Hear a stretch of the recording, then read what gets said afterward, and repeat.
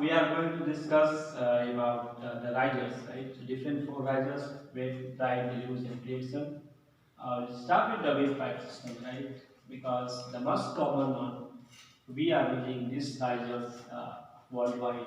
Around 80 to 85% of the sprinkler systems installed with the wet pipe system, right? So alarm check valve, or might be this is the easy risers coming.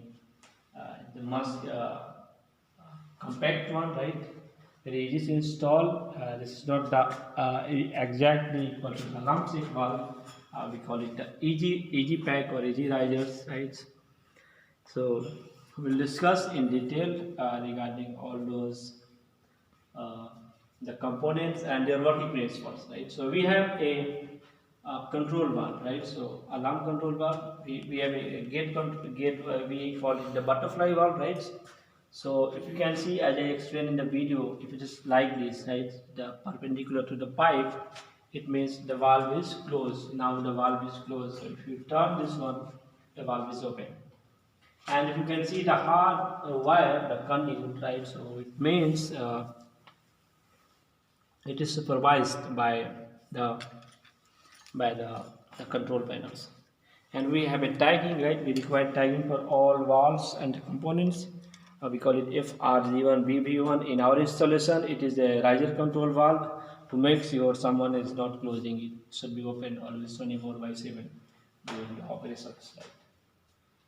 Okay, moving on to we have the red box. We call it the flow switch, right?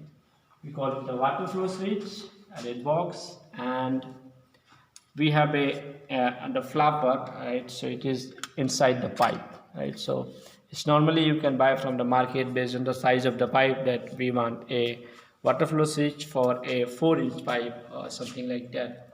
We have to install in that, and the flapper will be inside the pipe. It's normally hanging like this, and when there is no flow of water, it's in the normal position. It means it's in the off positions. So now when there is a fire, right, and the sprinkler system activate into the building, and the system activate, water is starting to flow. The moment water is started to flow, the flapper will turn. Once it turns, it will activate the switch. There is an electronic switch inside the box. It will activate the switch, and then it will send the signal to the fire alarm panel that the fire sprinkler system activate. Someone should come and check what is happening. So this is the working of, this is the basic principle of wet pipe system. We call it the flow switch, and we need it for the alarm check valve risers, nearby the risers. Now this is only allowed on the wet pipe system. If you can see the red box, it is not there in all other kind of the system, because the clapper always inside the pipe. So, and we have water inside, so if water started flowing, water will flow slow, right?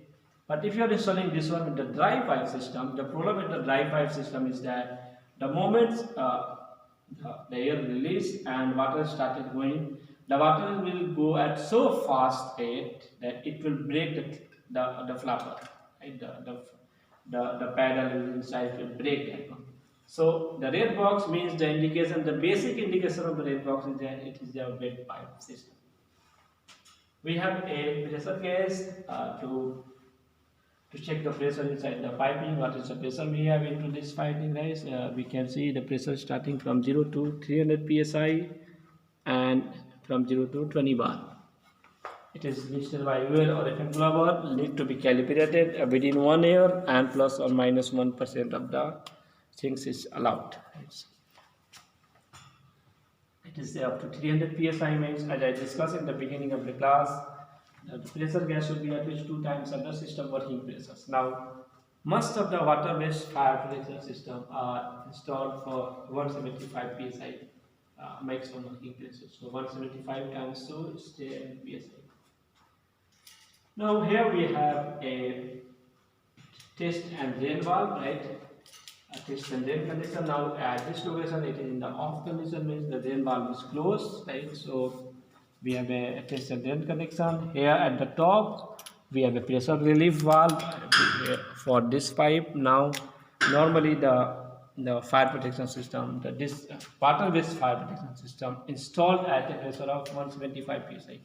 So if we are going pressure higher than that, right, above the 10 psi of above the 10 psi, then 175 psi, it will activate and release some water from this tank, and it will go to the drain connection. So just for the safety of the valve, it will open at 175 plus 10 psi, it will release that, or maybe 10 psi higher than the system working pressure. This is the true idea. Now, when you are opening this drain connection, right, the water will start flowing from the system. Now, as an inspector, as I said, the function of the drain valve, I explained on the board. There is two functions of the drain valve. The first, once the system activates, we have to discharge the water from the drain line. And while water is discharging, we have to look at the quality of water, right? The quality of water we can see at the gate, at the side glass. Here we have a glass. Right? So from those glass we can see how corrosive the water is, right? You can see the debris and all, the yellowish color of the water means there is something problem with the risers, or might be there is some kind of corrosion inside the pipe which is causing the water color change. You can see that one from this. The second application of this one is that, to discharge the water in case of the maintenance. If there is a fire, you want to discharge the water, you want to put the system into the service, you just open the test connector and discharges the water to put the system into the service. The second one is the function of the drain valve is that the inspector, like the fire inspector or the civil defense team, want to come to your site and check the functioning of your fire protection system. He just want to ensure that whether the system is installed, normally test and maintain in correct position, right? So he want to check the accuracy of this flow speed, right? What is the accuracy of that? He will open this valve, right? And the moment he opens the valve, he will wait for some time and will make sure that when water started flowing, it is activated or not. Once it's activated, it will send a signal to the panel, and right, it will send a signal to the panel, fire alarm control panel, within the time frame of NFPA 30, which is I think 5 minutes in most cases, right? So it should be activated within the maximum limit of that. Now, if you can see this valve, right, the orifice size of the drain valve, inside there is some construction device, right? So the orifice size of this drain valve shall be a minimum of at least is equal to the K factor of the least Sprinkler factor. So if your K factor is 5.6, the orifice size should be equivalent to 5.6. We just want to ensure that, when water started flowing from one sprinkler, right, the system should be activated, the flow switch should be activated, and the same principle we apply to the drain valve also. Now, when the system activates and the signal transmitted, we have a strobe, right?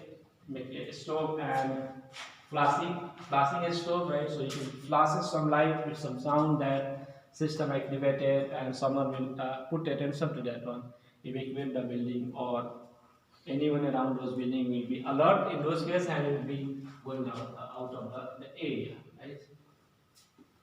Here we have, you can see at the top we have again the butterfly valves, which is indicating time and also supervised.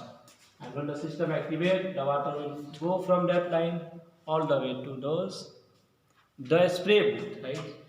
We at the Jubail Industrial College, this is just a training facilities, right? So we don't have any connection to the building sprinkler system. We have just connected that line to the spray booth where you need to simulate the various function of the fire protection system. Now, if we can recall our discussion from fire protection 2, we discussed regarding the fire department connection, right? All sprinkler systems require fire department connection to supplement the pressure and water requirement to the fire protection system in case the fire department want. You can see those lines, right? Those lines, the fire supply line, all the way coming to here. This is our fire department connection, right? So this is 2.5 inch connection. This is 2.5 inch connection. can see it's a 2.5 inch threaded connection, right? So if there is a fire and your fire pump system may be failed to operate, or maybe we need enough quantity of water, or we want to boost the pressure into the system, right? The fire department will come and they will open this opening, they will put their hoses to this connection from the fire trucks, and they will supplement the water all the way to the system. Now, this fire department connection, this is a 2.5 inch connection, and here we have a 4 inch connection. So this one need a check valve after the fire department connection before this line. We have a check valve there, right? So the function of the check valve is that the water will only, as I explained, with the check valve, water will only flow in one direction. So when they form from the fire department connection all the way from that side, water will come from this side, coming at the top of the riser and then going to the building. And now those water will come up to this location, right? So here again we have a check valve, and it will not come below that. It will just be up to this location, and then we will go to the risers. Now this required the fire department connection. NFPA 13 says that we need those fire department connection at different locations, but in some cases we might don't need the fire department connection. Let's say the occupancy you have protected, the building you have protected is at the remote location, right? So now if the remote location, it is the fire truck will not get access to those areas. So if there is no access, there is no need to install the fire department connection in those areas. The first condition. The second condition is that, the second criteria is that if the area of the building is less than some square meter as per NFPA, which is at something like 186 square meters, something like that, and this is only 1 story in height, we don't need the fire department connection. So these are the criteria based on the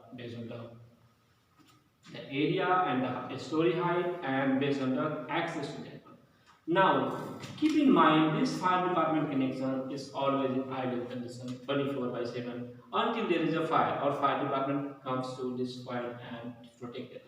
So this requires maintenance, right? So this fire department connection should be maintained as per NFPA 25, which is for inspection, testing and maintenance of water-based fire protection system. Normally the inspector or the technician will come to this and will check for the threading connection. They will check if there is any leakage. They will look for any kind of the bars or any kind of the obstruction here. They will look for the internal parts, the gasket, and all those things. It is there. The cap should be always closed, right? And now there is a problem, since it is not working for a long time. Sometimes, the honeybee will make their nest, or maybe you can find some surprise. The snake is coming inside and simply sitting, and you came and it's just opening without knowing something inside. So you have to be careful regarding it, because it's always installed outside the building, right? In the front side, right? So in those areas, maybe something will come and settle inside, because for 1 year or 2 years or maybe 5 years, no one is operating there.